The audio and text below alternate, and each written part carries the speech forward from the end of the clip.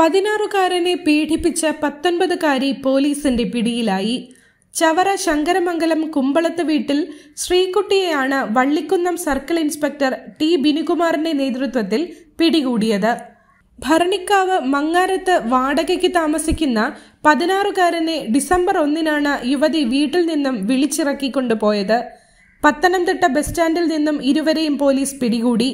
പല സ്ഥലങ്ങളിലായി കൊണ്ടുപോയി താമസിപ്പിച്ച് യുവതി പീഡിപ്പിച്ചതായി 16കാരൻ മൊഴി നൽകി.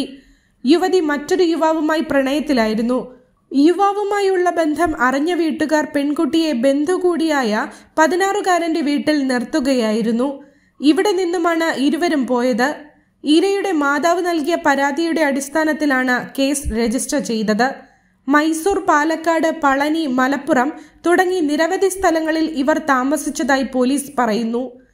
പ്രതിയെ ഹരിപ്പാട് കോടതിയിൽ ഹാജരാക്കി റിമാൻഡ് ചെയ്തു.